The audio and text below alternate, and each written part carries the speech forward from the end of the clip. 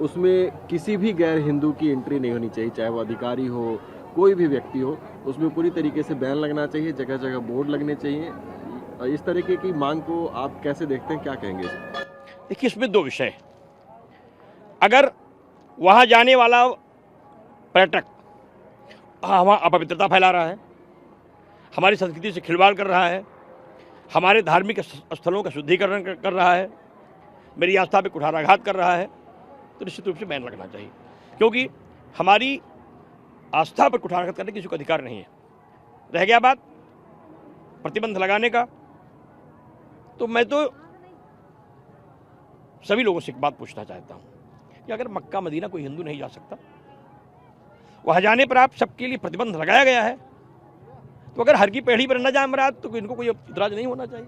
कोई शेख के कपड़ों में चला गया वहाँ पर, अब वो शेख तो अरब के होते हैं, उस तरीके के कपड़े पहन के वहाँ पर रील बनाता हुआ पकड़ा गया, उसके बाद से गंगा सवारी नहीं, इसीलिए मैं कह रहा हूँ, जिससे इसीलिए मैंने कहा कि अगर वहाँ कोई जाने वाला पर्यटक मेरी संस्कृति, मेरी मर्यादा, मेरी आस्था, मेरी परंपरा, मेरी धार्मिक पहचान, मेरी आन, मेरी शान, मेरी मर्यादा से खिलवाड़ करता है, तो वहाँ लोगों को नहीं जाना चाहिए। दूसरा विषय है कि अगर मक्का मदीना हिंदू नहीं जा सकता, तो हमारे धार्मिक स्थलों पर उनको भी नहीं आना चाहिए। गंगा सभा की इस मांग को आप समर्थन? देखिए, गंगा सभा की मांग को नहीं, ये पूरे देश की मांग है। जहां जहां भी इस तरीके का व्यवहार होंगे, वो हर जगह से मांग उठेगी। अभी प्रयाग में भी एक रील हुई जिसमें फर्जी साधु बना करके एक तो फर्जी रील बनाई जा रही थी। ऐसे तमाम जगह लोग षड्यंत्र कर रहे हैं। इन षड्यंत्रों पर विराम लगना चाहिए, सरकार को संज्ञान लेना चाहिए और कार्रवाई करनी चाहिए। क्योंकि किसी भी व्यक्ति को हमारे मठ, मंदिर, आश्रम, तीर्थ, संस्कृति, धर्म, राष्ट्र के साथ खिलवाड़ करने का अधिकार नहीं है। हम पूरी तरीके से उस बात का समर्थन करते हैं जिसमें मेरे राष्ट्र की परंपराओं का अपमान हो, मेरे धर्म की परंपराओं का अपमान हो। कोई व्यक्ति मेरे मंदिर में आए और आकर के वहां अमर्यादित व्यवहार करे, इसको कभी स्वीकार, क्योंकि तीर्थ तो मेरा ही है।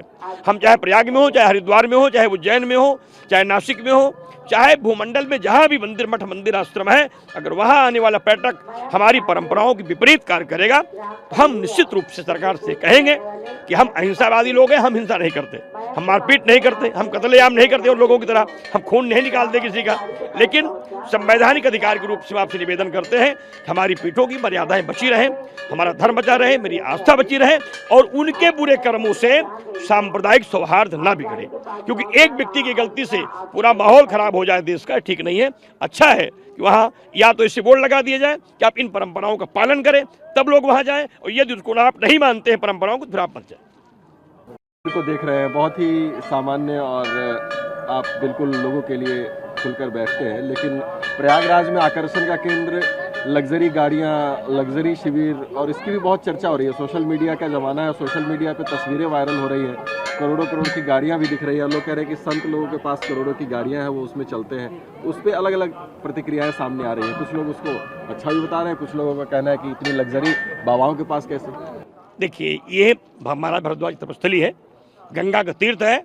हमारे धर्म का जो स्वरूप है वो त्याग है, तप है, अहिंसा है, धर्म है, सेवा है, संस्कार है, चरित्र है। यही इसका अलंकार है। वैभव, विशालता, विकास, बल, प्रदर्शन, ताकत अथवा दंभ संत समाज के आभूषण में नहीं है। इसलिए ऐसे आभूषणों से तो समाज कहीं न कहीं से प्रश्नवाचक प्रश्न करेगा और हमारी व्यवस्था होगी उनके प्रश्नों को सुनना। इसलिए हम संत समाज के लोगों को सदैव ये विचार करना चाहिए कि जितना आवश्यक हो उतने में ही जीवन निर्वाहन करें। क्योंकि आहार ग्रहण करना आवश्यक है, लेकिन रबड़ी ही खाएंगे यह आवश्यक नहीं है। हम कपड़ा पहनना आवश्यक है, लेकिन हम मलमल ही पहनेंगे यह आवश्यक नहीं है।